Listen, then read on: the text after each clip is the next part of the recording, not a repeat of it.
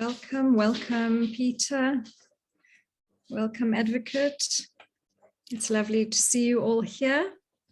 Thank you, thank you, thank you.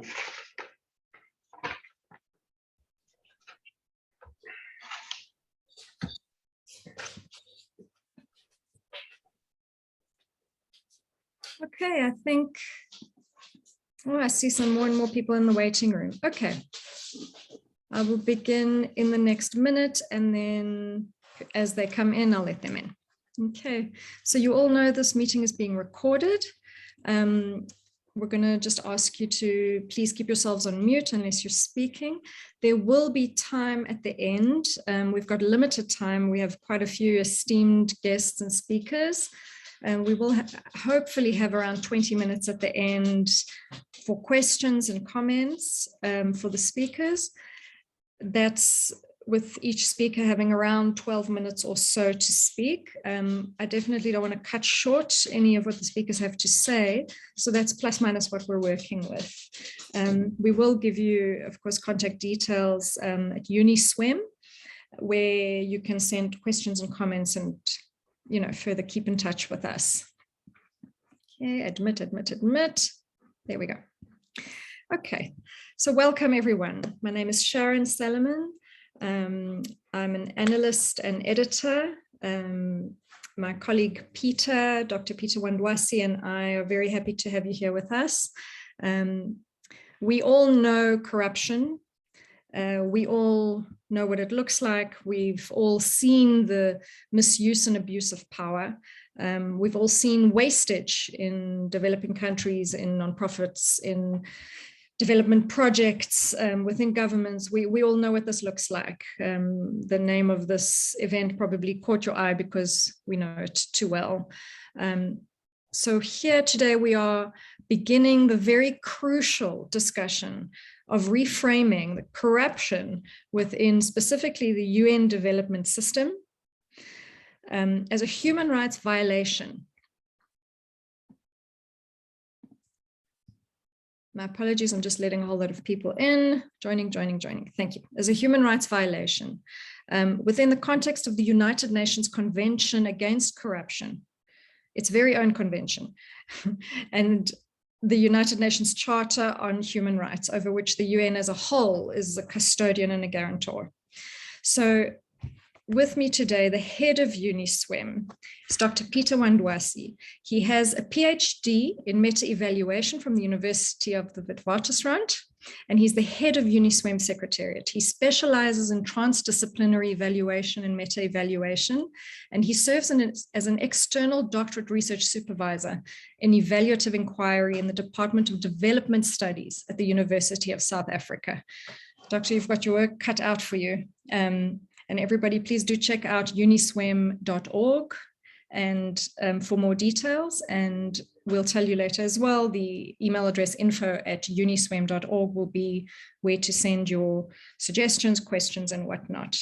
So with that, I'll give you over to Dr. Wandwasi. You are muted. Yes. Thank you, Sharon, and thank you all who are attending. Just probably to introduce my colleague, Sharon Salmon is a political and business analyst and a writer. She is passionate about human rights and animal welfare. She is the founding member of a non-profit organization supporting tiger conservation efforts. She is the editor-in-chief of news.co.za, news spelled as NEWSI.co.za, a young South African news and analysis distribution channel publication.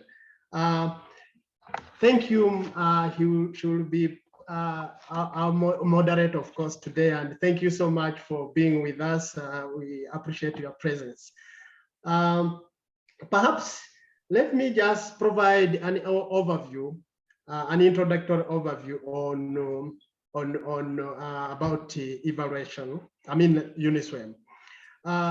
Just briefly, there was increased debate from the turn of this new millennium among UN member states and governing bodies of the UN system that while the UN system had engaged in implementing a wide range of operational activities for development in developing countries since its inception, there was no evidence of the impact of these operational activities for development from a UN system-wide perspective, particularly amongst other issues on fighting corruption, eradicating poverty, and combating inequality in developing countries.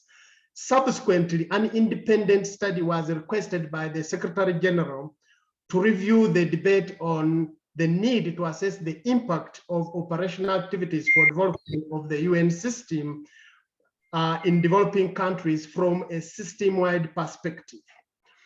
The findings of the independent study affirmed the need to strengthen system-wide evaluation of operational activities for development of the UN system in developing countries, highlighting that while the majority of operational activities for development under the UN system had been evaluated in order to measure their effectiveness, the evaluations of these operational activities for development in developing countries were segmented based on varying mandates of each individual entity of the UN system.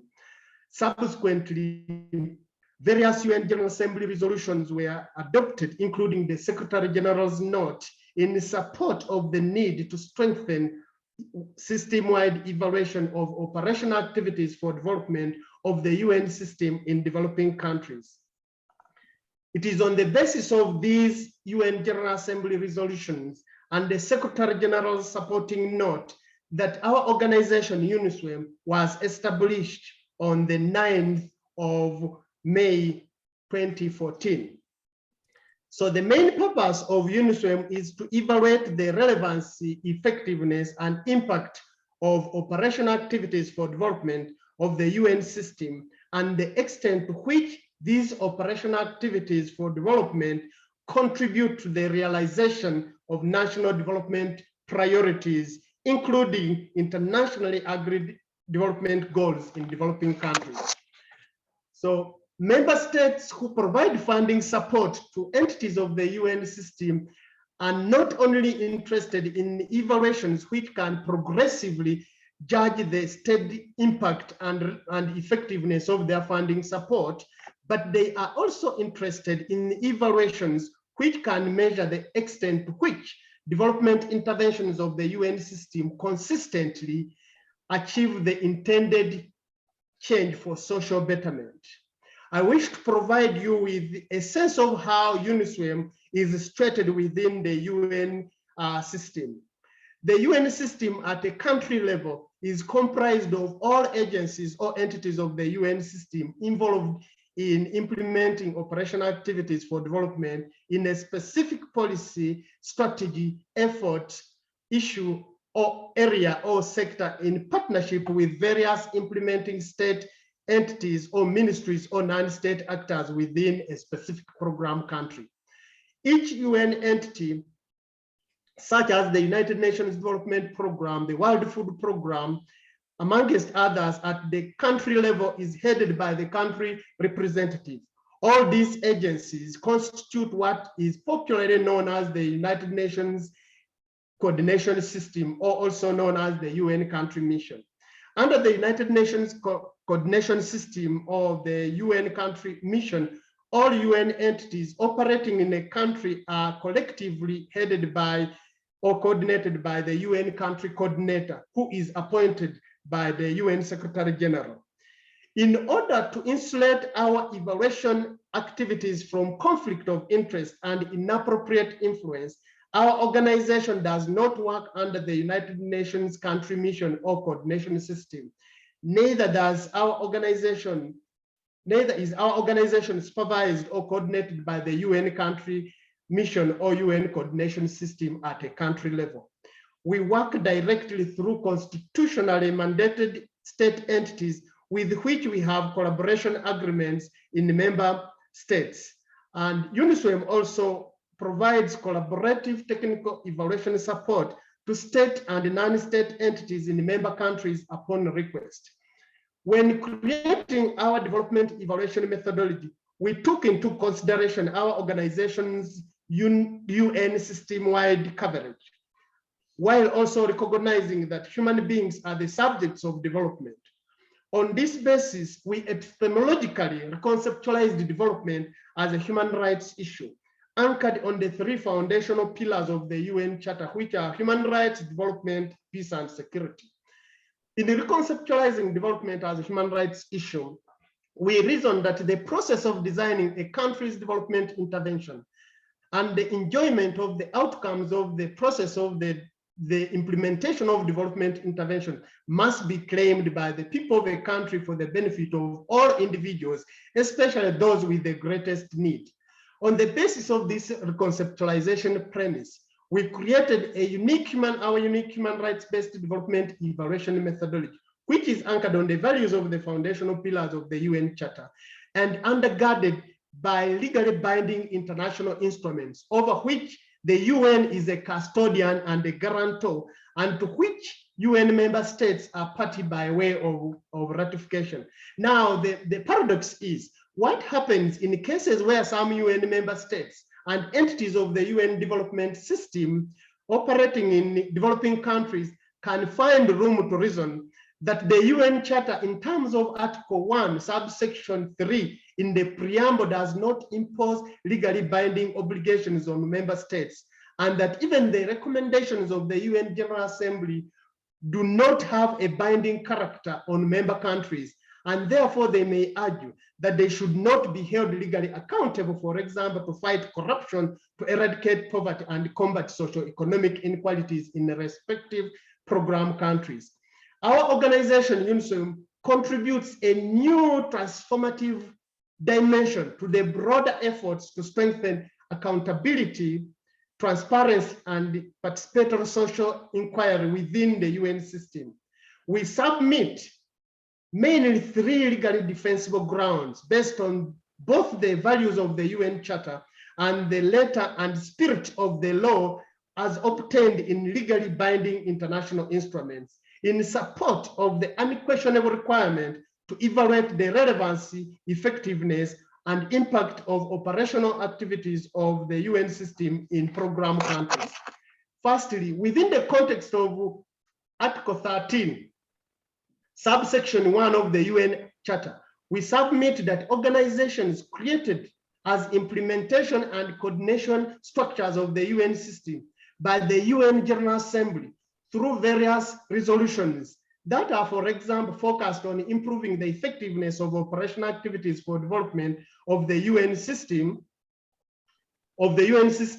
such as UNISWEM, can legitimately engage in conducting evaluative inquiry studies for purposes of enhancing accountability, transparency, and participatory social inquiry, simply because development donors who provide funding support to the UN development system are mainly interested in the steady relevancy, effectiveness, and impact of their funding support. Our second submission is that we reiterate that the UN is both a custodian and guarantor for the effective implementation of legally binding international instruments, which have their judicial rectitude anchored on the values of the foundational pillars of the UN Charter, upon which our human rights-based development evaluation methodology is grounded.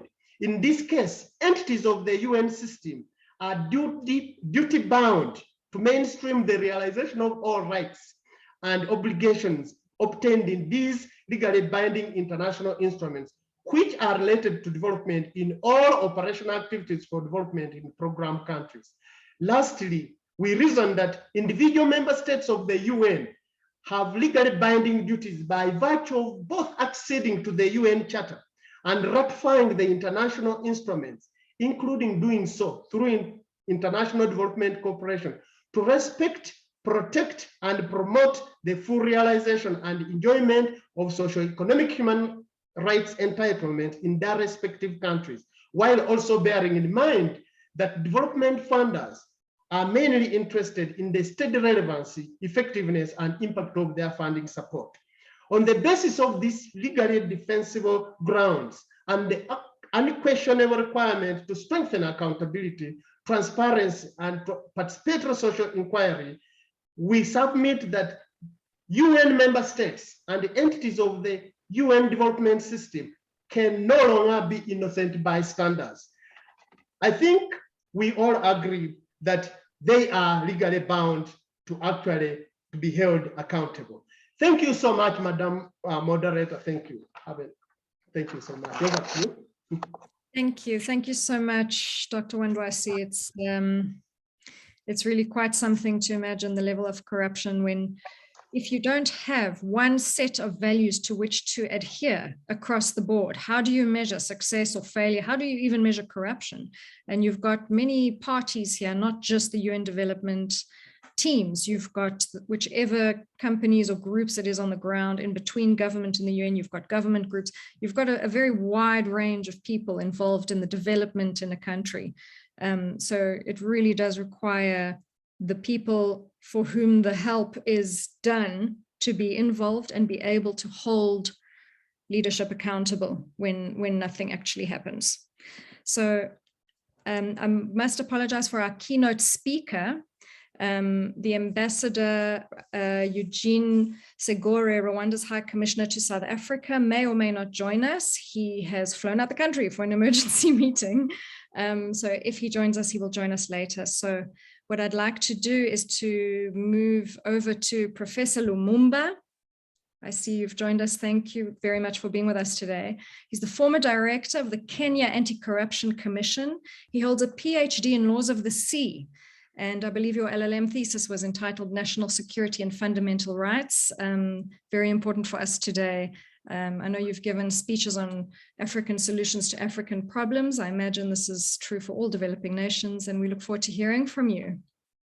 Professor. Thank you very much. First, let me say how glad I am to join you this afternoon to share my thoughts with you on a subject in which perhaps you claim better expertise than I.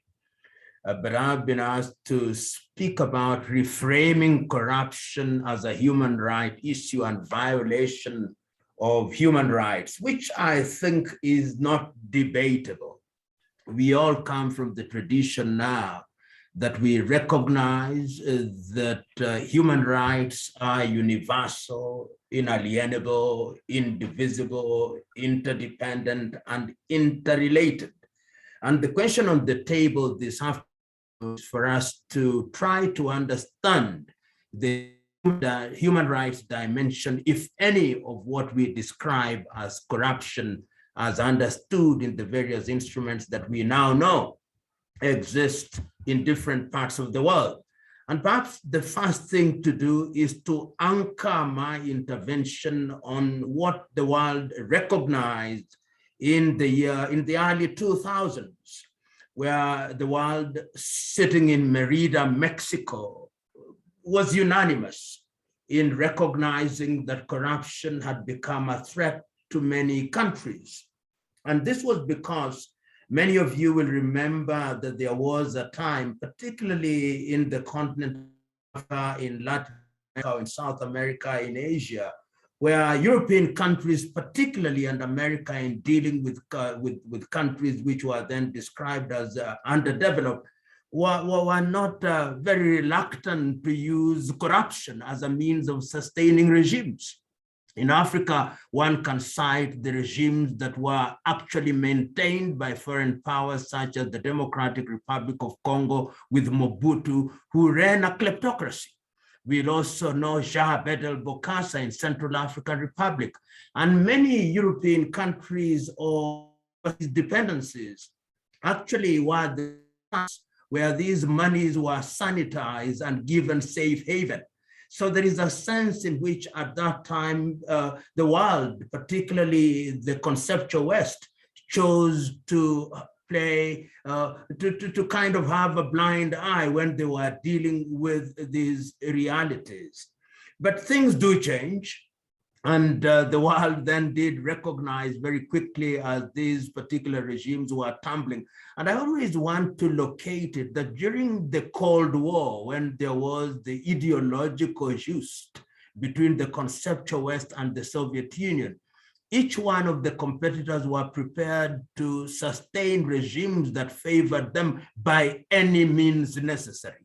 And by any means necessary, included among other things that these regimes were allowed to engage in activities which today we recognize as classical corruption.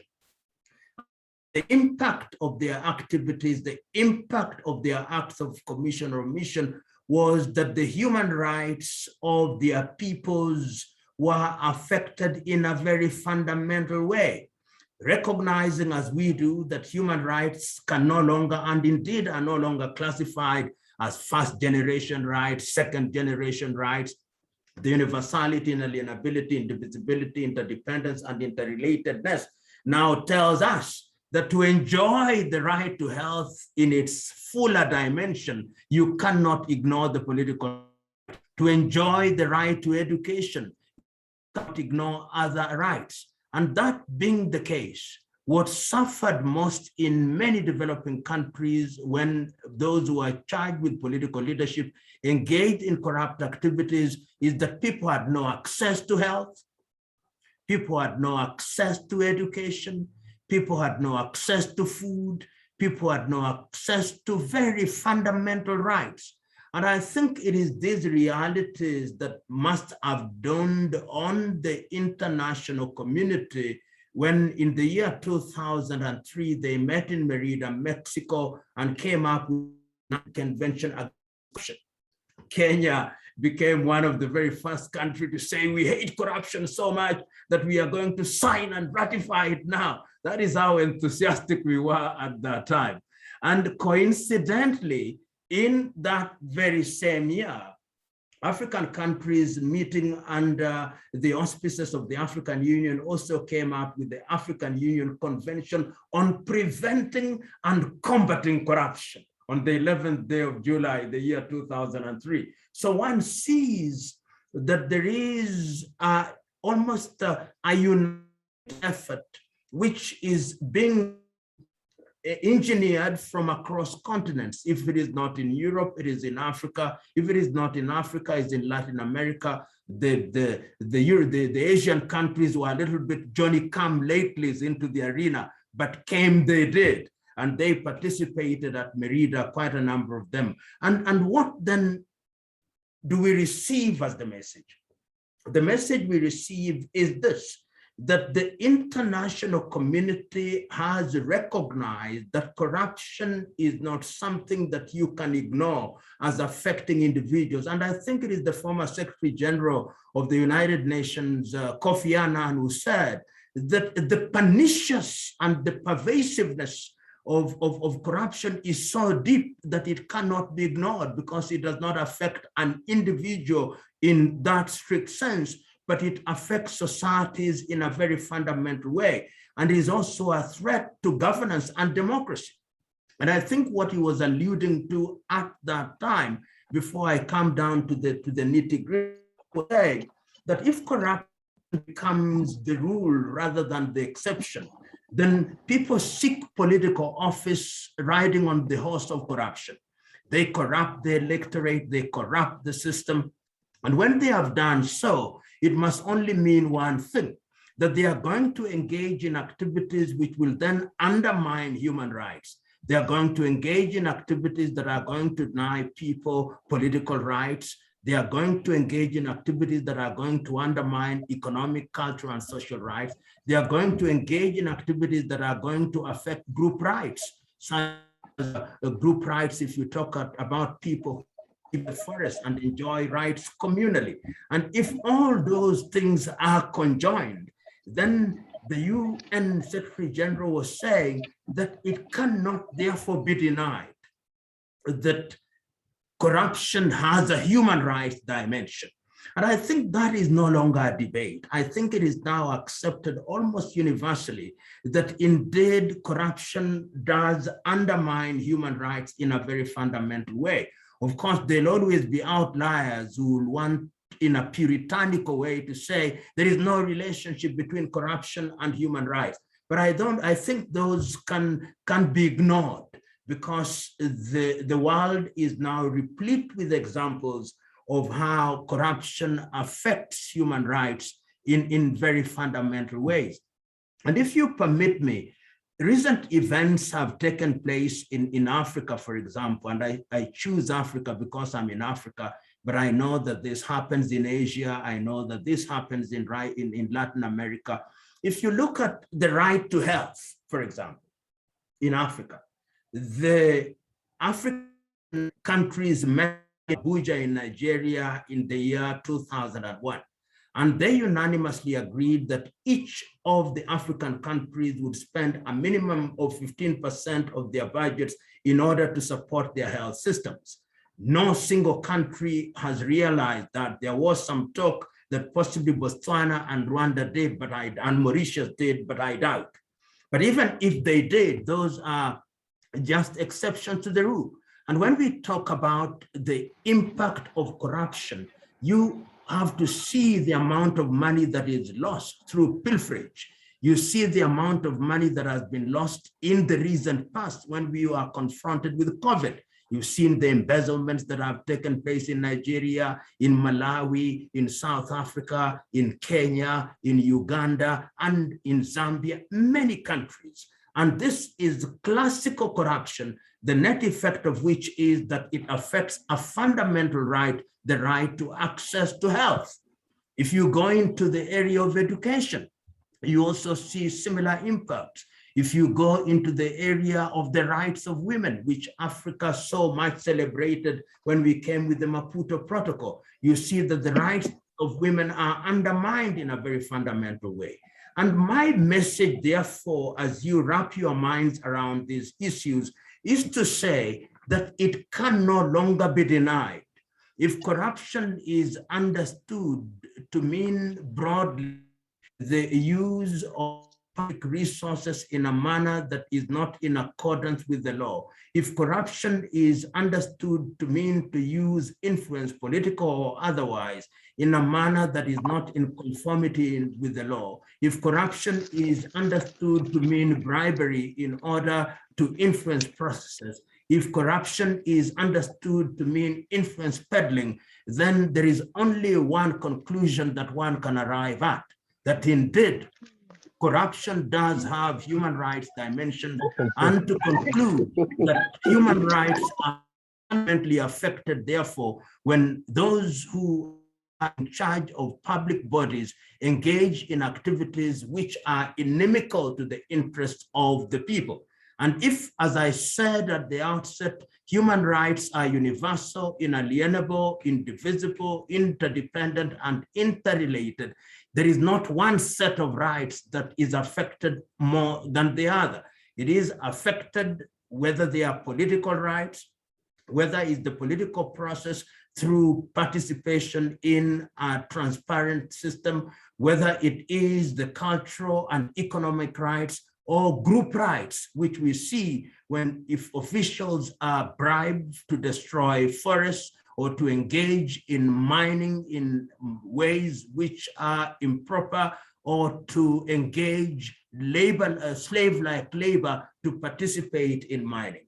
In a nutshell, therefore, without belaboring the point, I want to submit to those who will be speaking after me that I have no doubt in my mind, on the basis of extant evidence, that the world is now en rapport and unanimous in accepting that indeed corruption does have impact on human rights, and that it is our duty not only to philosophize and intellectualize and moralize about it, but to means at our disposal, country level, at regional level, at continental level, and at the global level, to ensure that corruption is given a coup de grace so that it does not continue to harm people in the manner that it has and continues to do. I wish to rest my case with those very brief submissions. Thank you very much. Thank you. Thank you so very much, Professor. That really gives us a lot to think about and very beautifully put. And I agree, I don't think it could be disputed that this level of corruption that we're talking about is a violation of human rights. But what is the and then what? we may sign and ratify and join and agree, but what do we do with it when those who agree still do it?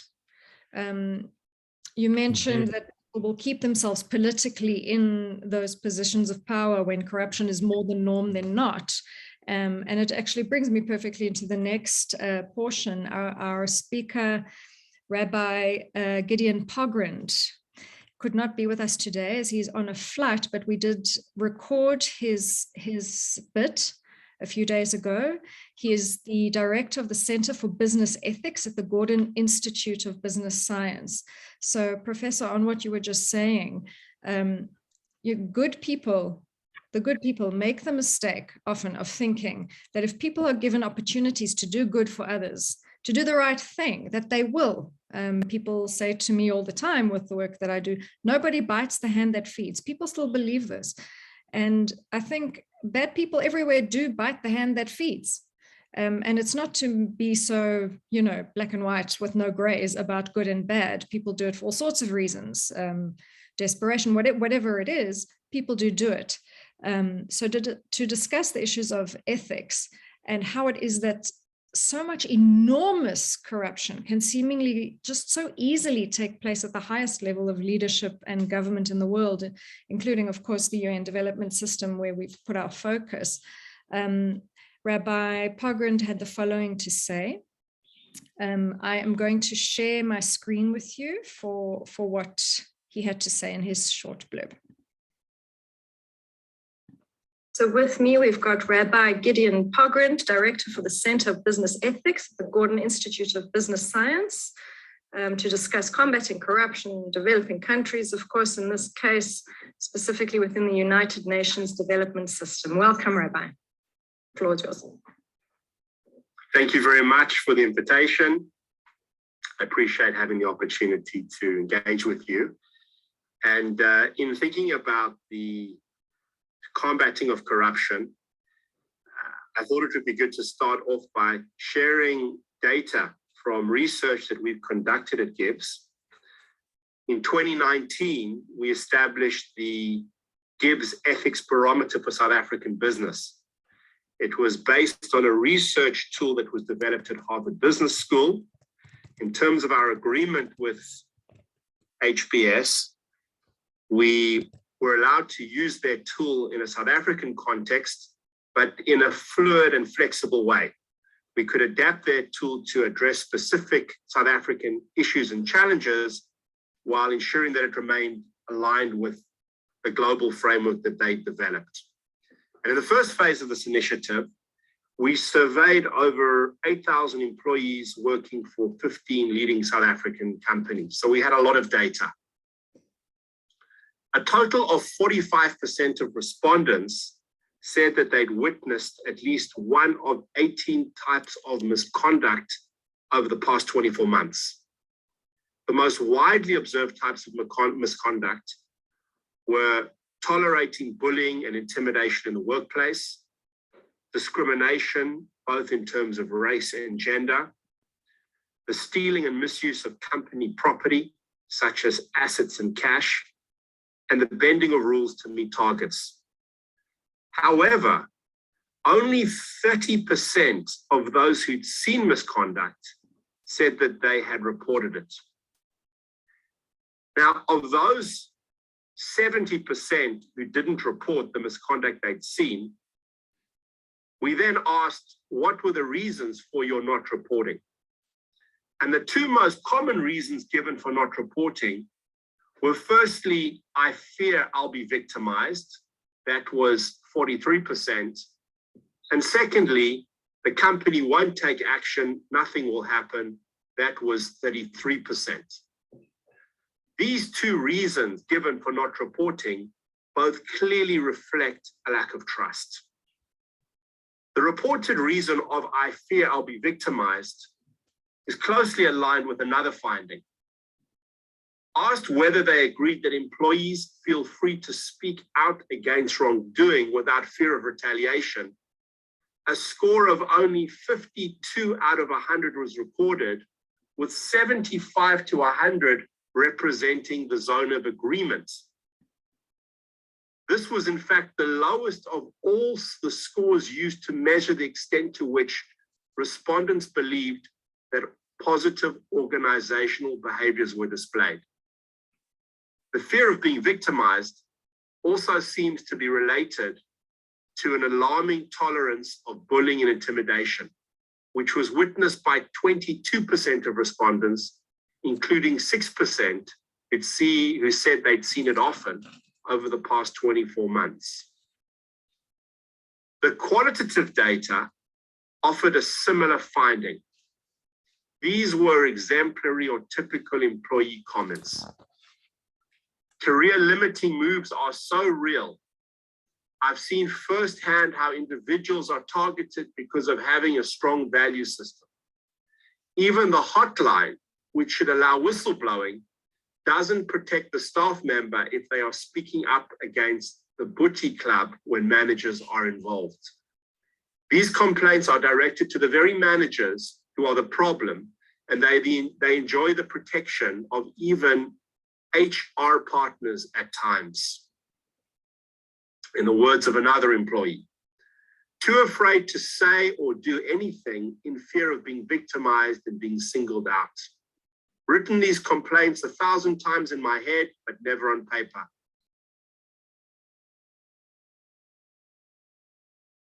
Employee, another typical comment. You cannot report misconduct because the people you need to report to are the ones perpetrating the misconduct. If I were to say anything, I would never be able to work in this industry again. I trust no one. In considering this data, I think it's important to consider the dangers of bystander apathy, groupthink, and blind followership. Bystander apathy, blind followership, and groupthink are all related to the extraordinary power of conformity, and they present serious ethical problems. John Darley, a Princeton social psychologist, sought to better understand bystander behavior, the effects of peer behavior on people's responsiveness to strangers in distress.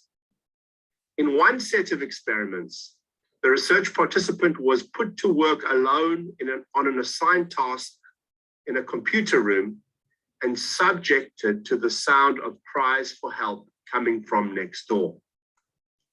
In a second set of experiments, the participant worked as part of a small group of strangers when the same cries were heard. Apart from the participant, the members of the group had been instructed to ignore the cries. It was found that 80% of those working alone got up from their work to check on what they believed was an individual calling for help. But only 20% of those working in the groups did so. When interviewed later, those who had turned a deaf ear explained that they had followed the lead of the others. In 1951, the social psychologist Solomon Asch carried out experiments which demonstrated the human propensity towards groupthink. When a group of people align themselves with the supposed consensus and end up making irrational and reckless decisions. In one experiment, 8 people were shown 2 cards, the first with 1 line, the second with 3 of varying lengths. 7 of the people were actors following instructions, but the 8th person did not know this. Asked which of the 3 lines matched the lengths of the line on the first card, the 7 repeatedly gave clearly false answers. Yet in as many of 75% of the cases, the 8th person went along with the group, giving an answer which was obviously wrong. Examples abound of the catastrophic consequences that can flow from groupthink. One involves Swiss Air, which despite having been so financially stable that it was dubbed the flying bank, suddenly collapsed in 2001. A major reason for this was the removal of dissonant voices that threatened the cohesiveness of the board resulting in a disastrous expansion strategy. President John F. Kennedy assembled an advisory group considered to be one of the most talented ever to work for the US government. Yet it was this group which came up with the Bay of Pigs plan, a foolhardy attempt to invade Cuba in 1961, which ended in humiliating failure. None of Kennedy's advisors was willing to point out the plan's glaring errors, and this was ascribed to their not wanting to disturb the group's collegial spirit. In his book, The Wisdom of Crowds, James Sarowiecki compares the dangers of blindly following the leader to a bizarre phenomenon observed in the jungle. A group of ants cut off from their colony move round and round in a massive circle, automatically following the ant in front, even though that ant is itself lost. They carry on until eventually most die of exhaustion. Following the person in front can also be dangerous. For Sarowiecki, it's therefore vital that we be willing to disrupt the consensus and challenge the conventional wisdom. For organizations, the dangers of bystander apathy, groupthink, and blind followership have profound implications. A crucial way for leaders to prevent ethical scandals and corporate governance failures in their organizations is to cultivate what the distinguished lawyer Michael Katz calls a culture of dissent, building trust and giving employees the psychological and institutional safety to speak out. This is needed so as to challenge, check, and counter the misuse and abuse of power. Just as leadership is active and demanding, so too is followership. Ethical and effective leadership is dependent on having critical followership. Managers can help facilitate this through being willing to genuinely listen to their employees, however uncomfortable the conversations might be. As one political leader put it, courage is what it takes to stand up and speak. Courage is also what it takes to sit down and listen. In thinking about combating corruption, we sit down with managers of organizations and encourage them to consider questions to develop or to help develop practical solutions. Can you identify dangers related to bystander apathy, groupthink, and blind followership in your business unit or department organization? And how can you cultivate a culture of dissent and facilitate an environment in which your employees feel free to challenge the misuse and abuse of power?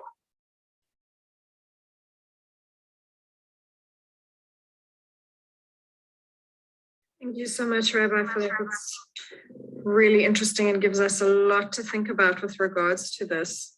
Do you have any ideas of what could be solutions for such things in general? I think many of us have seen in various companies or work situations even, we've seen this kind of thing play out. I've certainly seen groupthink and bystander apathy playing out. I've heard more than once, people discussing in a corporate office space, if you're the person that stands up or puts your hand up and asks the question, you're the one that gets the bullet, so just leave it. That's often the culture, especially in large corporations where it's easy to get lost and hide behind what's already happening for years and years. What kind of solutions do you see for that sort of behavior? Well, I think much of it has to do with protecting and supporting whistleblowers. Subsequent to our ethics barometer research, we ran a project in partnership with Nottingham Business School in the UK to understand the motivations the constraints to whistleblowing.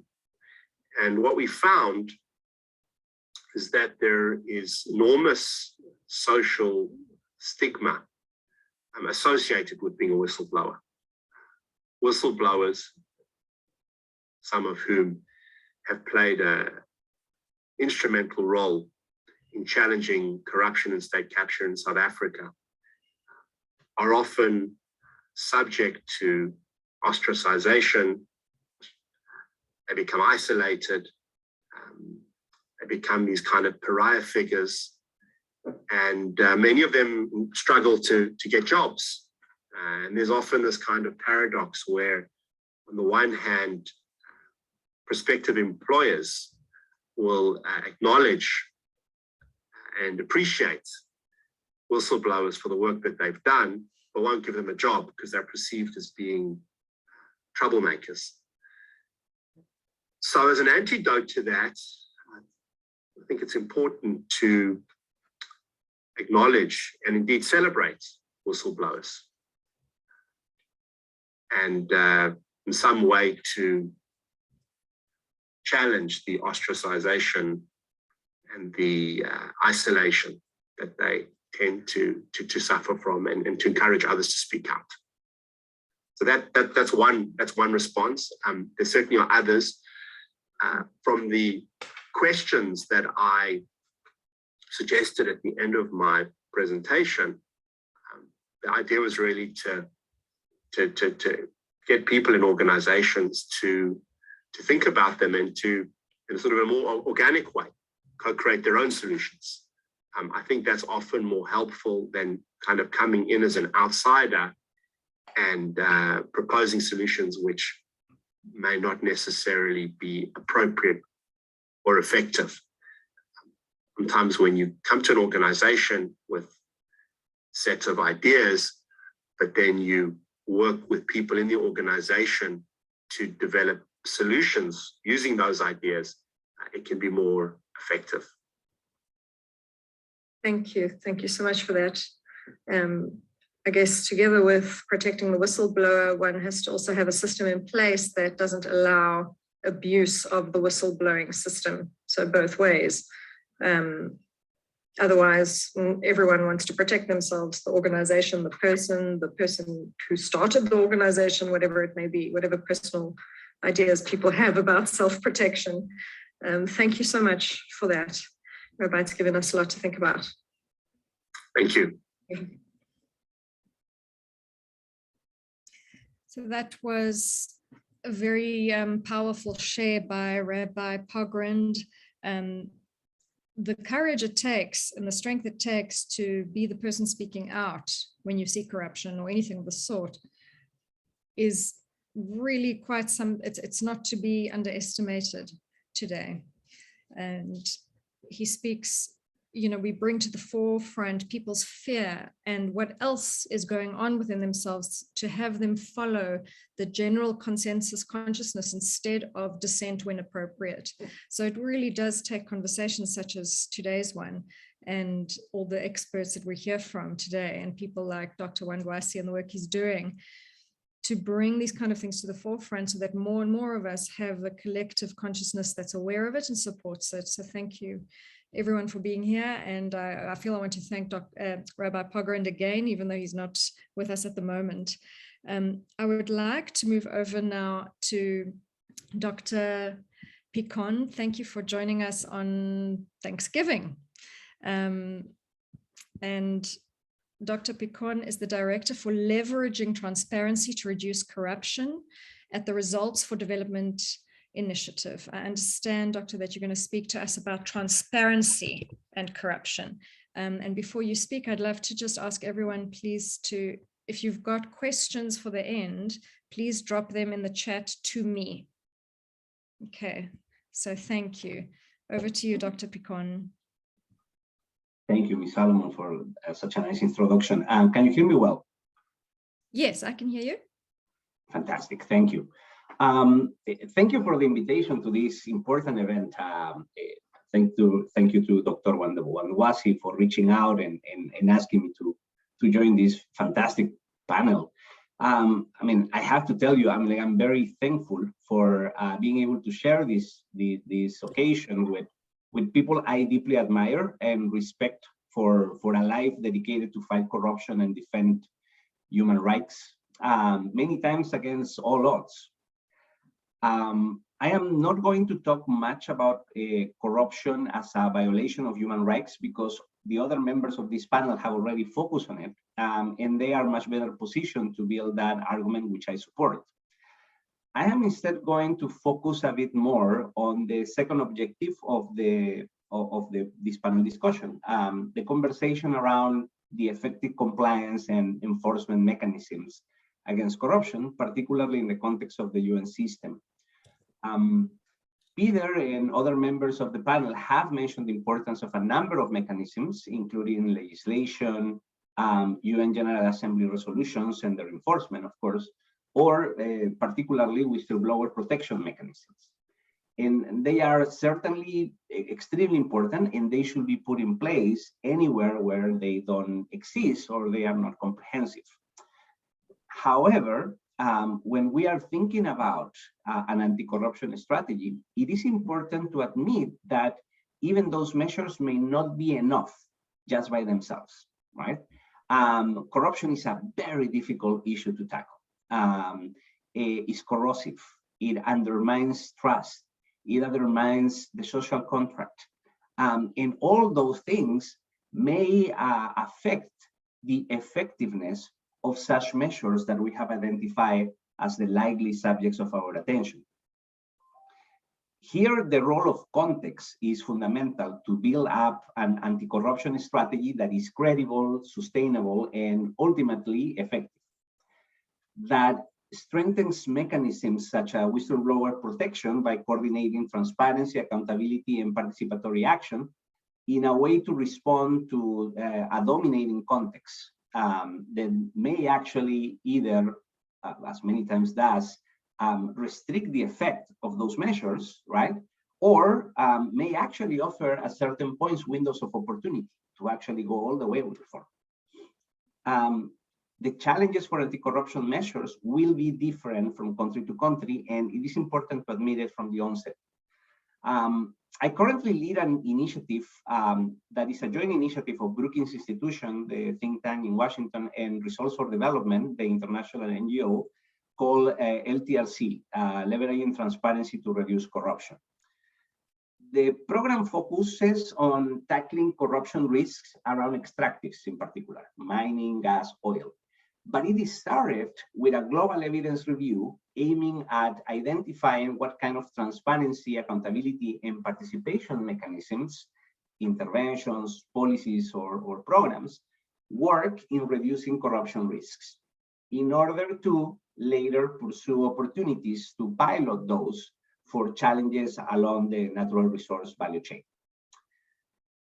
The evidence around most interventions studied was inconclusive, but it did reveal patterns in the assessments of why many initiatives to control corruption end up not working as originally expected. Most of those reasons could be related to what are called implementation gaps and context conditions, such as the level of social or political trust in the country, history of capture, government effectiveness, civic space, and the overall state of the rule of law in the jurisdiction that is being studied or discussed. Just to clarify, like an implementation gap, the way that we define it, right, is the difference between a country's or an organization's legal framework to control corruption in this case, and the actual implementation and enforcement of that legal framework. In general, weaker governance countries feature a larger gap between legal framework and actual practice. And the reasons for such gaps need to be properly considered in each place, so complementary measures can be put in place. In corruption, we know this is of all different kinds. We're talking administrative corruption, we're talking political corruption or grand corruption, and also state capture. Failure to recognize the different ways corruption takes place, for example, generate gaps in legislation related to coverage. Tackling those implementation gaps is fundamental, even more in context of weak citizen trust in institutions. And Ravi Pogrom earlier brought this problem to life in his message. Laws or policies, including whistleblower protection, only work if people believe in them. We typically discuss the pervasive effect of corruption on inequality or on governance, but we don't pay enough attention on how corruption generates lack of trust and even apathy, which limits significantly the impact of otherwise well-intended policies. A perception of limited government effectiveness or weak rule of law may even normalize corruption as a way to get things done. And finally, a context dimension to consider closely when complementing measures such as the ones discussed above is how widespread the culture of corruption, the concept of capture is. Capture, understood as the effort of private firms or individuals to shape and influence the underlying rules of the game, including legislation through private payments or incentives to public officials. How much capture is behind the implementation gap from legal framework to practice will, for example, affect how complicated it will be to close that gap and properly enforce the spirit of laws and regulations aimed at reducing corruption. To be clear, I am not undermining the importance of mechanisms like the ones proposed during this roundtable. They are all necessary, fundamental in establishing a proper response against corruption. But a corrupt individual plays in a way a different game that those individuals trying to stop him or her. The incentives and the stakes are different. We should be ready as a community to collaborate in shaping an ecosystem that properly tackles corruption, builds trust, and is able to neutralize practices that may have been somehow normalized in time. An emphasis on solving problems over selling solutions, if you want, right? Building coalitions between communities, human rights, governance, environmentalists, in order to pursue common objectives. As representing Results for Development, an organization focused on working with local agents of change to build systems that respond to concrete challenges, I am definitely eager to discuss with Peter, with other members of the panel, with other participants, ways in which we can collaborate with UNISWEM and other parties in facing corruption in a strategic way. There are also a number of, and this is great, a number of international and regional initiatives focused precisely on consolidating the knowledge, what we know and what we don't, what are the gaps in knowledge also, related precisely to fighting corruption at different levels. And there's a lot of work there in terms of synthesizing, consolidating that knowledge, and then consolidating action. The key to properly identify gaps in that strategy and properly respond over time is evaluation. And this is where I'm bringing the part on evaluation to the conversation. And I would love to have a longer conversation about this later in the panel or after this event. An evaluation, though, less focus on telling us if something is working. Instead, one focus on understanding how to make it, how to make the existing system work better over time.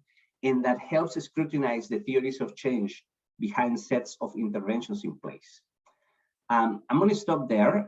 Many thanks again for your kind attention. And now I leave them with you, Ms. Solomon. Thank you so much, Dr. Picon. That is very informative. I can see Dr. Wandwasi's eyes and his nodding, and I have absolutely no doubt that we will be picking your brain a lot. We do have a little bit of extra time because I'm not sure if Dr. Kaufman will be joining us today. If he does join us and he'll jump in, he is the former director of the World Bank Institute. He's currently President Emeritus and member of the Advisory Council at the Natural Resources, Governance Institute. So he could really speak to some of what you've touched on. So if he joins us, we'll speak of it. Otherwise, we do have a little bit of extra time, which we can have later in the discussion. Thank you so much. You're absolutely spot on. For me, it's a lot about we bring things to light, and then what? What can we really do afterwards without being shut down? Because we've had the experience of being shut down. Dr. Wandwasi certainly can speak to that. So thank you very much for your input. For now, I'd like to move over to our last speaker, definitely not least, Advocate Seliso Tipamyane, the CEO of the South African Human Rights Commission. Thank you so much for joining us today, and the floor is yours. Good afternoon, colleagues, and with regards to Peter. Unfortunately, I'm on the road. I just had to pull on the side to be able to participate, and I really appreciate this invitation as well as the intervention. Coming from the South African Human Rights Commission, which is a constitutional body established to protect and promote human rights in our country and also support constitutional democracy. It's very clear to us that corruption does have an impact, major impact, basically, on human rights, and that's why in the past 2 years we have actually decided to include the fight against corruption as one of our strategic objectives.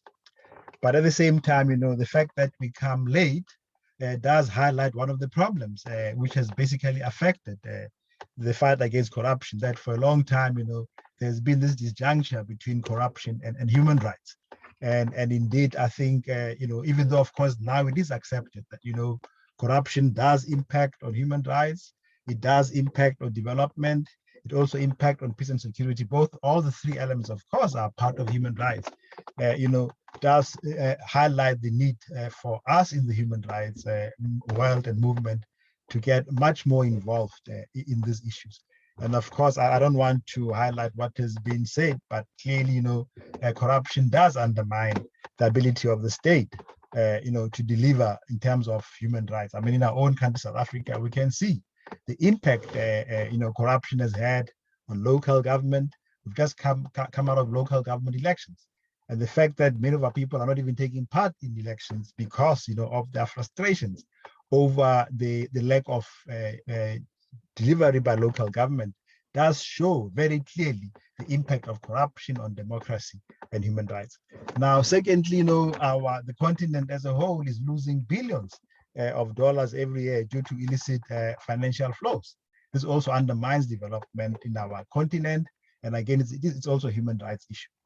And then, of course, if we look at SDGs, there are now concerns that, the whole philosophy behind SDGs that no one should be left behind is not going to work in Africa if we don't address issues of corruption, because then indeed billions are still going to be left behind due to lack of water, housing, and so forth. Yesterday there was a march at the Human Rights Commission where young people are complaining that, they don't have jobs, partly because, government is giving jobs to undocumented migrants. Of course, that's another debate. But the fact is this: in our countries, many young people today, don't have jobs, don't have proper service delivery. And this also then undermines, national security, as we have seen during the Arab Spring, and we will see in many parts of the continent. So it is really important for us. And I want to pick on the point raised around whistleblowers. I think this is one area really which we need to do a lot more in Africa, because it's one way in which we could basically encourage many of our people to get involved in the fight against corruption by being whistleblowers. But if we don't have sufficient legal frameworks to protect and encourage whistleblowers, then basically the fight against corruption will really not succeed that well. So we as a commission are now trying to work with a number of organizations to try and see how we can improve the legal framework required to protect whistleblowers, but also institutional frameworks, so that when people come out and they face occupational detriment or they face victimization, at least there are bodies like us which can be able to provide support in order to encourage people to do this. So this is one area of work really which would like to work with the UN and PTEN and everybody else. But now the other point is that, I think, even though there are, international instruments which speak to the issues of corruption, I don't think we've done very well. We still tend to see corruption in a very narrow national perspectives. And yet, if you take into account the issues of illicit financial flows, corruption has an impact across. And therefore, it's quite important that also that UN itself strengthen its role in addressing corruption, but also for nation states, which are members of the UN, need to see corruption as an international wide phenomena. So, for example, in our own region here in SADC, to what extent is the SADC region basically strong in fighting corruption in all its forms? Or we're simply leaving it to one country, or we don't even work together. So the same thing also applies with the national human rights institutions. We have many in Africa, but up until now, we only reached out to the Ghana Human Rights Commission only a few weeks ago. All the past 20 years, what have we been doing? And yet it's very clear that corruption affects human rights, and human rights are universal, interdependent, interrelated. So this is really my plea, and therefore I really that we should really improve working relationships, not just between human rights institutions and other and governments, but even academics, NGOs. My last point that we really need to do a lot more to raise awareness amongst the public that corruption matters, corruption affects everybody, but more importantly, corruption can be defeated, because sometimes our people just give up and say, well, what can we do? As somebody was saying, we should avoid normalizing corruption in our country. And we can only address this thing by making sure that people appreciate that corruption undermines human rights, undermines democracy, undermines development, and basically promotes, unfortunately, instability and lack of peace in our countries. Thank you. Thank you so much, Advocate, for that, really. I think you touched all of us, definitely touched a string in my heart. And I think the consensus consciousness of apathy is the effect of it on everything. The consensus consciousness of apathy and fear to speak out, having a legal framework to hold whistleblowers, and also the security framework in many of our countries where we are physically worried for our safety to speak out is also very important to have in place. But the consensus consciousness of oh, well, what did you expect, really does affect everybody in a terrible way. It makes it almost impossible to undo what's being done, because the people who should be the ones, in fact, demanding that their money, their vote goes somewhere, are the ones that end up standing back. And it just leaves all the evil people to continue to do whatever they want and need. So thank you for that. Absolutely agree that there needs to be, well, this conversation is hopefully the beginning of one of that change in a consensus consciousness where people are apathetic. So thank you so much. Hopefully Dr. Kaufman will join us. Until then, I'm going to invite Dr. Wandwasi to speak and open up the floor to questions. I haven't received any questions in the chat. So since the speakers are still with us, I think we can feel free to ask questions and direct them to who you'd like to direct them to. Dr. Wandwasi, would you like to introduce the Q&A? Oh, have we lost him? We've lost him. He'll come back and join us. Okay, so he'll come back and talk to us. He'll include everything he wants to say in his closing remarks. But I'm going to open up the floor if anybody would like to ask questions to any of the speakers, if anyone would like to simply make a comment. I would like to ask Dr. Picon, if I can start. I think we focus a lot on corruption and wrongdoing and evil doing.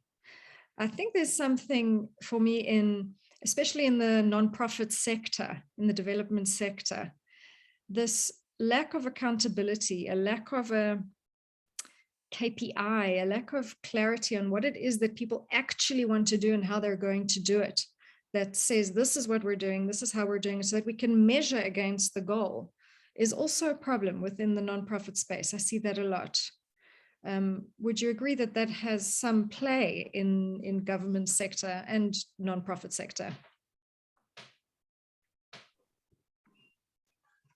Yes, I guess that is an issue of it's an issue more of thinking what is the ecosystem in which all these different issues are tackled or are considered.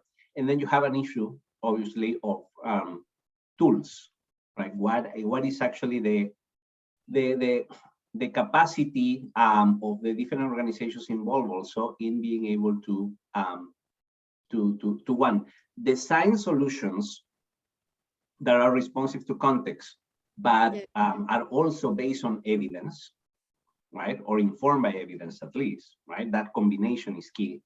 But also because most NGOs have a very narrow or very specific focus in terms of like the area where they intervene, etc. They don't necessarily have other capacities related, for example, to adaptive learning that allows them also to, over time and during implementation, to identify issues with the original idea, the model that they had, and being able to take correction action, right? Now, there's a lot of like in international conversation, this lingo around adaptive learning and adaptive management, right? The key thing is like how that translates to the specific needs, right? Of the NGO fighting corruption or fighting for human rights or fighting for the environment, right? And how different organizations may be able to complement each other in that regard.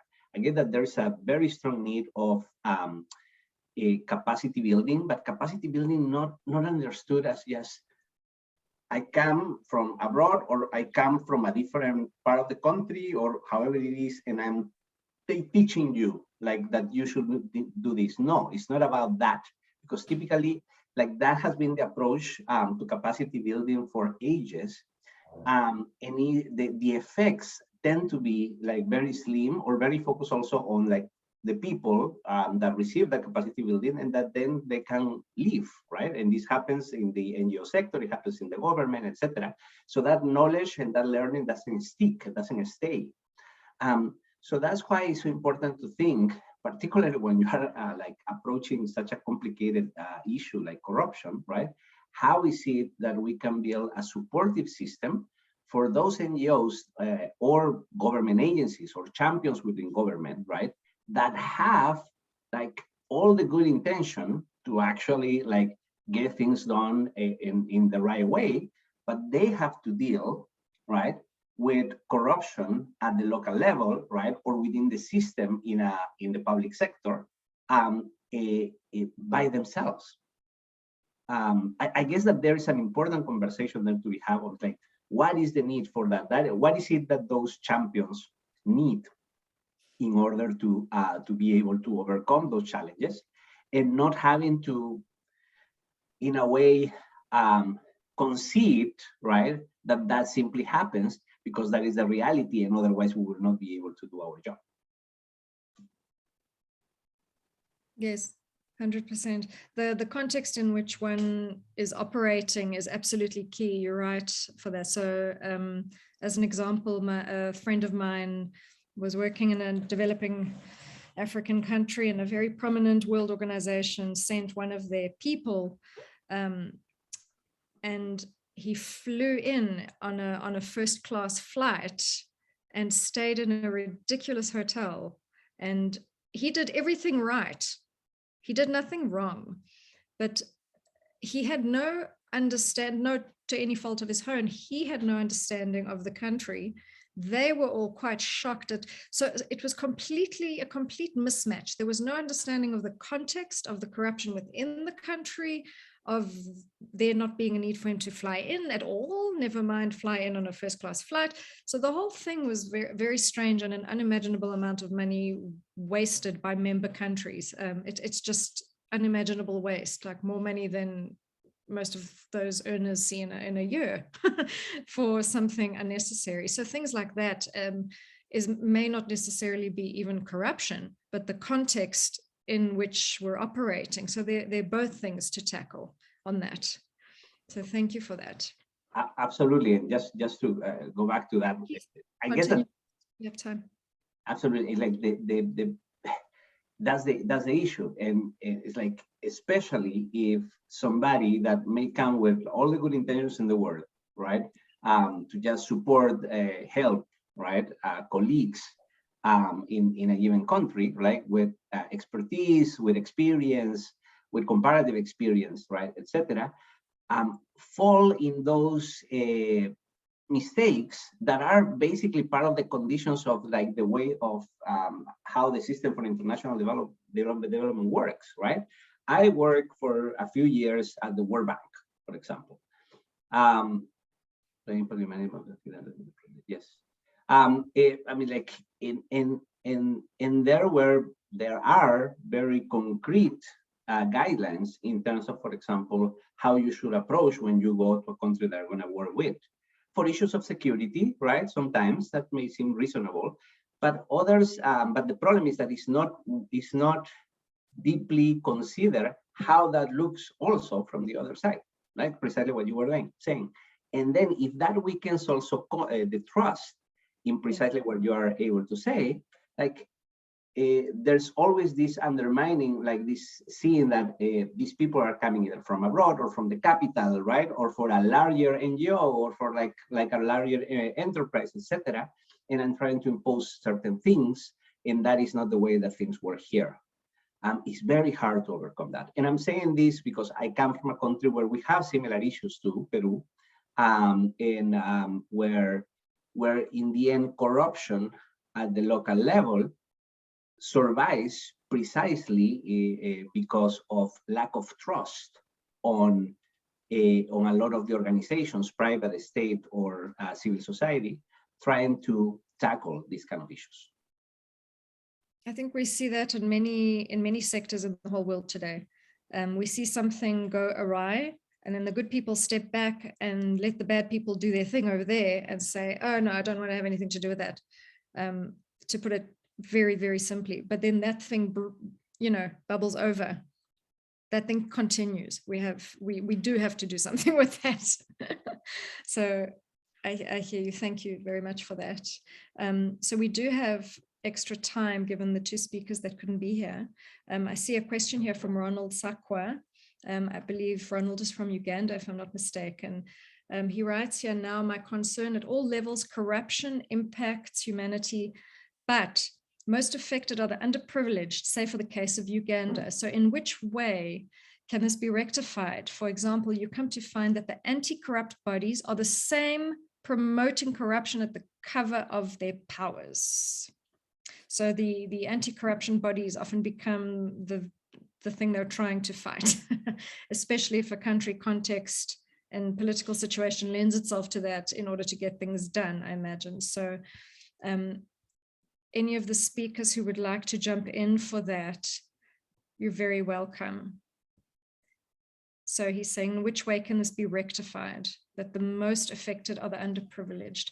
What I can say just on the offset is that part of what we're wanting to do here is to have enough context, enough thought with us, and I'll come to the advocate now, he'll answer to the question. There's enough information to go with for what can we do for legal instruments later. No, thanks, Sharon. This is one of my concerns, and I was saying this to a friend earlier on, that, the governments which are the ones supposed to be fighting corruptions are the very same ones who are behind corruption. So, and that's why really there is a need to empower ordinary citizens to get involved in this. Because, look at South Africa in terms of state capture. All you have to do was just to capture all the crucial agencies which can be at the forefront of fighting corruption. The prosecution, human rights commissions, the police, and so forth. And therefore, we do need to take power back to the people, because after all, democracy is government by the people for the people. But over time, we've seen that those who are in government tend to find ways of usurping the powers of the people and making people to feel helpless and defenseless. And that's why, in many parts of the world now, those who in power are so arrogant, they actually forget that they're servants of the people. That's why then it's very easy for them to loot and steal public resources. Thanks. Yes, I think we all forget that the companies that want to fire people for not vaccinating, the shops that won't allow, you know, every organization for whatever reason that has its control can only exist with us using that organization. We are either the customers, the people that voted people in, the people using the service. It really is up to us, and that's what we mean by bringing power back to the people. And I think that phrase gets lost a lot as people, the general public, don't know what to do with it. But I think there's a sense of self-esteem, self-worth, backbone, ability to stand up, be heard, and be safely heard and be supported as a whistleblower or just as someone who's speaking out is imperative for people to know that actually these organizations work for us. And Sharon, if I may add, this is the same problem, I guess, with both the UN and other regional bodies like the AU, because at the end of the day, these bodies are run by states, and maybe it explains why, you know, after so many decades, we've not been doing very well at both international level and regional level in really fighting corruption. Sorry, Peter and the organization. Yeah, no, go. I see two hands up. Dr. Picon, I saw your hand up, it went down. We can go with Charles first. Yes. Oh, yes, I see you there, Charles, now. Sorry, let me open the screen fully. Charles, would you like to speak? Please go ahead, feel free. Okay, thank you very much. This is Charles Onyango from Kenya. I just wanted, my question is not very specific to a speaker, but maybe PLO could pick it because it is related to institutions. And the question is on the UNISWEM's main focus, where in the broad introduction given by Peter, he did mention that UNISWEM's main focus will work directly through constitutionally mandated state entities and work in supporting the state entities of the member countries to provide technical development evaluation in terms of the work done by the UN entities. Now, if you look at it critically, even from the broad, from the brief submissions from PLO, you find that in the developing countries, some of the very same institutions that are supposed to safeguard the human rights aspects and even the corruption are the same entities that are seen to perpetuate that act of corruption. Now, looking at the UNISWEM's work, where we will work with those same entities, we find ourselves between a hard rock in terms of providing objective evaluation and also still supporting the institutions that are still are seen to perpetuate the corruption. So, what is the view? How do you look at it? How do you see our work moving forward? Are we staring at a roadblock, or are we staring at a heavy criticism, or how will the mandate of UNISWEM still move smoothly given this kind of perspective? Thank you so much for the question, Charles. Peter, I see you're back. Would you like to speak to the question?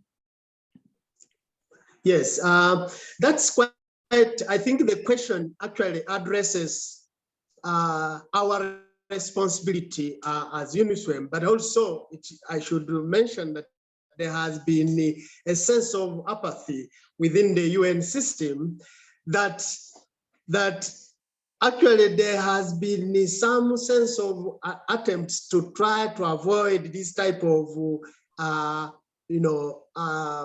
activities that tend to look at the extent to which the UN entities generally are actually avoiding responsibilities in the extent that they actually do not want to be held to account under the guise of the UN Charter, and the non-sort of enforcement mechanism that exists within the context of the UN Charter. And that's why we have introduced this new dimension where we have created some sort of responsibilities that even within the UN Charter, UN entities are actually duty bound to be held to account because they are in the first place,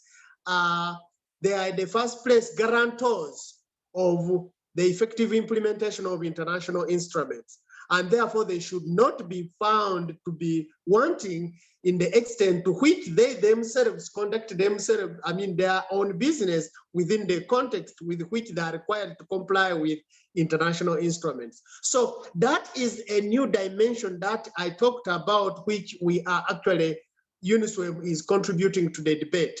But as you may know, that this study was done actually in around 2013 to determine, to actually respond to the demands of member states that there is no impact of UN entities from a system-wide perspective with regard to the extent to which they are actually fighting corruption. They are fighting corruption, combating inequality, and also actually eradicating poverty in developing countries. So they suggested that there was needed to have a system-wide evaluation mechanism. But I must be honest with you that this has not been easy. In the first instances, the mechanism, basically the research was not obviously made public. It was this research that found out that there was need for system-wide evaluation was done by actually the former Director General of the South African Public Service Commission, and she was also the Director General for the Department of Social Development, and Angela Bester, and it actually found that there was need to actually conduct some sort of system-wide evaluation of all operational activities of the UN system in developing countries, because these aspects that member states wanted to be addressed had not been addressed. So we are just at the beginning of this whole journey, and I bet you it is unlikely to be successful in the first instance, but we have to remain there because evidence suggests that there has been attempts to make sure that we actually don't move forward. So that's how probably I would be able to respond to some of the concerns Charles is raising. Thank you. Thank you, Peter. Thank you. To be clear, that UNISWEM is independent. And I'm glad you brought up that there have been attempts to shut you down. So that's important. It means you are in fact hitting the nail on the head on things that people don't want you to be. Did you unmute? Did you want to speak to that? No, that's fine. Okay. That's Thank fine. you. And I think what we, sorry about that. Let me probably add that the way we've conceptualized our operations, we argue that, you see, the manner in which we should operate should not be reporting directly through country coordination systems, because these are the very organizations which we are actually set up to evaluate. As I said, we work directly with the member states, and we report to member states through constitutionally mandated entities, for instance, Parliament. But when it comes to the UN level, we actually report directly to the UN Economic and Social Council, the second committee on operational activities for development. So this is the nature of installation mechanisms that we are trying to build around our organization, to the extent that we will not be unduly influenced by the entities which are under the UN country coordination system, as I mentioned below. So we tend to do that. But of course, most of the things are such that we operate in such a manner that developed countries or donor countries that provide funding support should actually come to the table in support of our activities. The UN General Assembly has actually developed a resolution inviting, which is on our website, inviting member states to provide extra budgetary resources to support our operations. But of course, member states have so far not been quick enough to come to the table to support our activities. But of course, one would understand that there are certain political interests that may play in the process, but be it as it is, our argument is that we should actually maintain the values that we are trying to propagate, and whoever has interest in supporting our values and principles will come on board, whether it's government or individual entities or private non-state actors. But we must pursue certain principled positions and values, and that's how we hope to operate into the future. Thank you very much. Well understood. Thank you. Thank you, Dr. Charles. Did that answer everything that you wanted to ask? Yes, I like the broad perspective and the dimension that Peter's talked about. So that's fine. Thank you very much. Thank you so much, sir. And so Dr. Wandwasi, I think, so the driving force with what we're busy with what you're busy with now is very much about the member states, the donors, the member states of the United Nations who contribute money. So it comes also down to culture and willingness to be a part of the thing, not donate carbon tax and then go like a guilt tax and then give money and then keep quiet and not really care what goes on because I've done my good thing, I can get my vote in whatever seats I need, vote exchanges at the UN, we're all sick and tired of seeing that. That doesn't do anything for anyone. I'm quite happy to say that out loud, but it does come down to the culture and the caring, the good people standing up in the member states as well to push for what's happening with my money, with my donation, my part in this, in your development. So there has to be care for that. Thank you so much. I see another question in the chat by Ronald Sakwa. Thanks, Mr. Peter. Now, if I may ask, what is the likely interrelevance or action against corruption taken by UNISWEM to curb the acts of corruption? The likely, well, that's a tough one to answer, but maybe you'd like to speak to, Peter, what you've experienced in the past. It's difficult to speak of likelihood, but I'll leave the floor with you. You see, in an attempt to propagate a certain value system, you will always find a resistance. There will always be those who will eventually see sense in what you are doing and probably come on board with the time. Of course, there are contests around whose interests is this organization pushing. But I have to be very clear, it is actually mainly the interests of developing countries, because developing countries lose quite a significant amount of money through corrupt activities to the extent that citizens who are the beneficiaries of this funding support are actually not able to access the type of services that this type of funding is supposed to provide. So developing countries should actually also have quite significant interest in UNISWEM.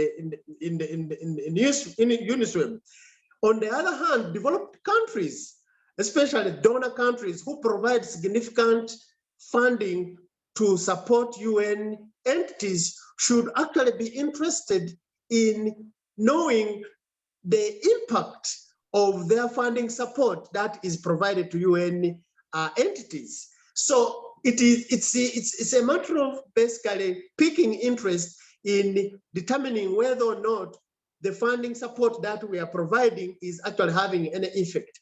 However, there could be interest in that we want to keep a certain situation as it is, and then in that case, probably there will not be any interest. However, when it comes to specific values, the UN Charter itself has very specific values. There are international instruments that member states have ratified to which they are actually duty bound to comply. And my expectation is that they should actually be able to come on board and support this type of initiative. But of course, it is very difficult to some degree to to find certain countries speaking interest in this, because some of them, this is how they survive through corruption. It's how political sort of processes are perpetuated in some countries. But we have to stick to the promotion of the values and principles in which we believe will actually make a difference to some degree at some stage. Yes, thanks. Thank you so much for that, Peter. I think, whether something is successful in terms of a project in a developing country, in order to show to a donor country, in order to show this thing is failing, and it's not this wishy-washy just because of corruption, it's failing because we simply didn't meet X goal. There is space, I think, for goals to be defined better when we talk about the social space. When we talk about achieving something as a goal, we want it to be specific and measurable, a real achievable one, not someone that got voted into power for a project because they promised the whole world everything, but something realistic and achievable in the context of the country, relevant, and specifically time-bound, the SMART goals. Simple, measurable, achievable, relevant, I think, and time-bound, SMART. So that by the time we get to X date, we know this thing failed. This thing was not achieved. Not we don't have electricity, or we do, but now we need this. The thing was not achieved, and how do we hold people to account? So there needs to be interest from the people on the ground, and the apathy from the people who are supposed to receive it. And apathy is a big problem for that. But yes, thank you, Peter. I just wanted to add that to what we were saying about achieving a goal and bringing a project by these organizations to the people who need it most, and to be able to show this didn't work. Not it worked because 10% of the people got toilets, and it didn't work. We failed on X. So thank you very much for that. Do we have other questions in the chat? No other questions in the chat. Would anybody like to add? I saw some hands go up and then go down. Does that mean you didn't want to speak anymore? You're very welcome to talk. We do have 20 more minutes, in fact, because of the two speakers. So we've got time. So if you'd like to bring forward any questions or comments or suggestions to our brilliant and esteemed guests, please feel free to do so. So I'll give you a minute or two to decide. And if we don't, then Peter, you can move to your closing remarks in a few minutes if nobody has any questions or comments.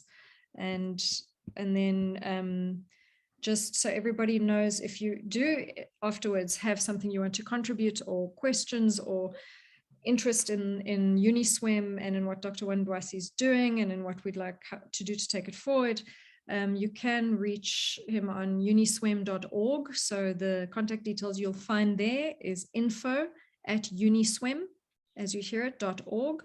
And he'll be very happy to hear from you.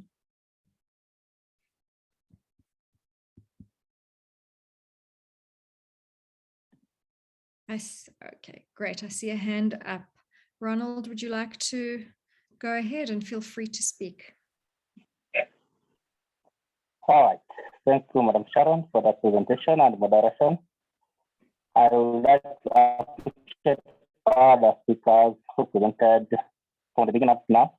Actually, it was my first time to attend to this, but I think the interest in it because the topic and the discussion today has been so interesting. Because for the developing countries outside, we are battling with that common disease called corruption, and all about we, the young generation, we look at how can we curb this, at how can we go away with it, how can we try to eliminate this. So when I saw it as a practical discussion, I picked interest, and quite well, I have learned a lot, but I'm still going around to analyze the situation under which we can put together the efforts to eliminate, because it has emerged as a serious issue in the developing countries right now. Apparently, I wanted to know more about the efforts of UNISWEM on how they are going to go about this, such that we can see how to develop ourselves towards it, and we can generate a reporting mechanism whereby we can have a forward and a backward linkage, whereby we can have sometimes when the bodies come up, like say for example UNISWEM, to a certain extent they always rely on the information, or they always rely on the statistics of what these same bodies, like say for example, as I mentioned, that committees are promoting corruption, they intend to pick the information from the somebody instead of going down the footsteps, down to the underprivileged, down to where the source of information can be from. Because I understand, or rather in Africa today, when they are reporting for this, they always share out already edited information. Where if you can go to the ground and assess from the grassroots, the information that you can get, or the information that you can generate, or the statistics, or the data you can get is totally different from what is received. So I'm very interested in this discussion, and I'm glad to see that UNISWEM is trying to address such things, and I think platforms like this, they could help us to move to where we are going. Thank you very much. Thank you so much, Ronald. The line was not very clear, so I've got most of what you said, and I would love if you want to write to us to find out more about what you want to know about. But I'm glad that it sounds, please correct me if I'm wrong, that you're feeling some hope and excitement about this, about what UNISWEM is trying to do. So I'm very glad for that. And thank you for your comment. And Peter, I think you wanted to say something to that?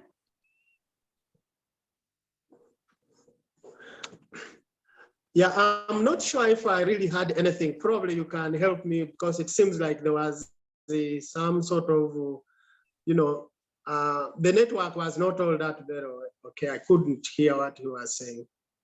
Yes, the network wasn't great, but I thought you unmuted yourself because you heard something you wanted to respond to. No?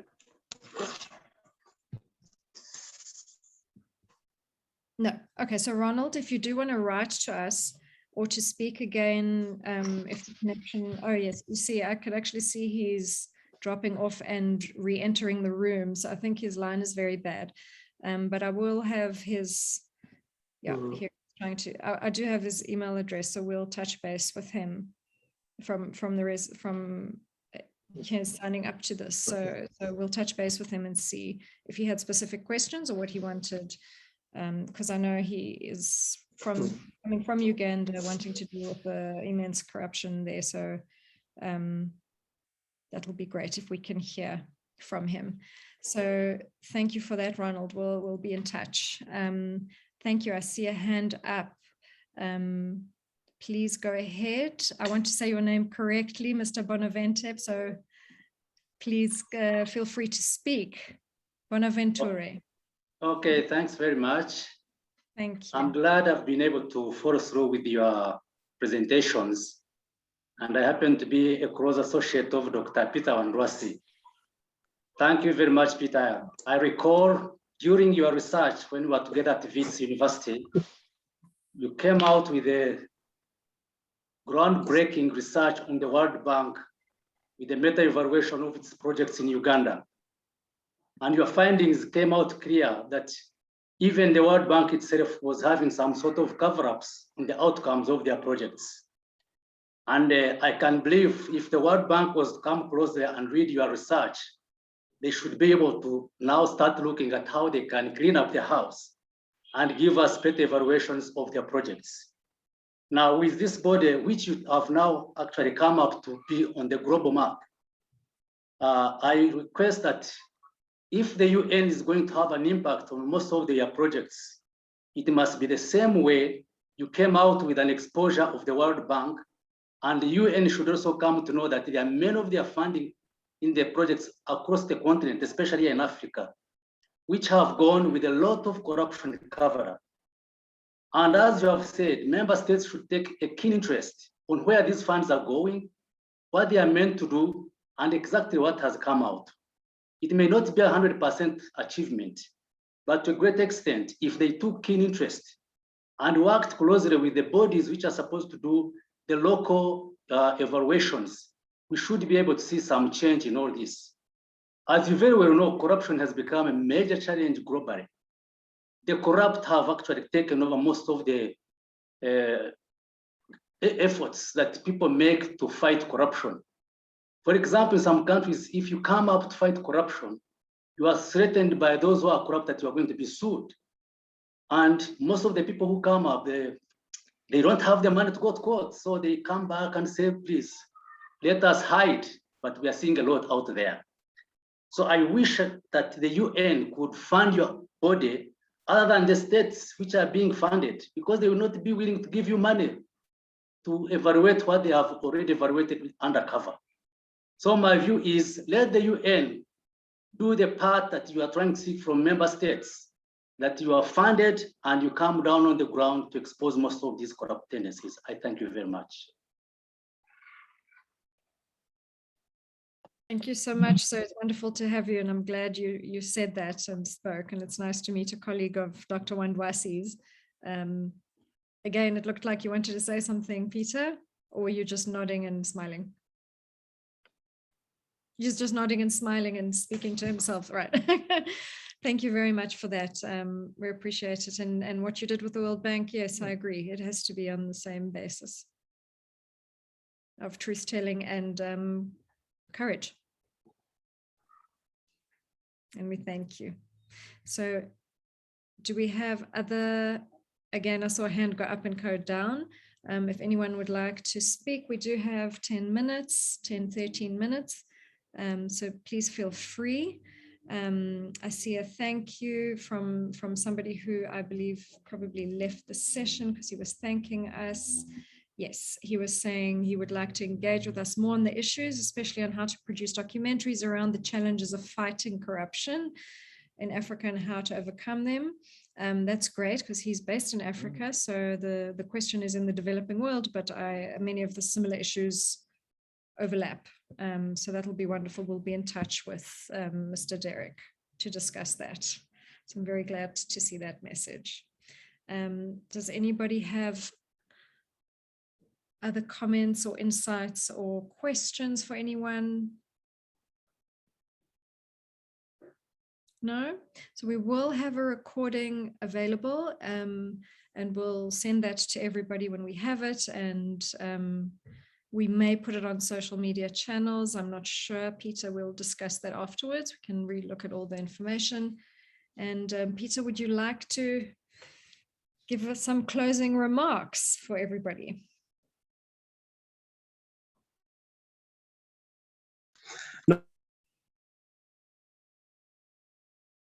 Can't hear you.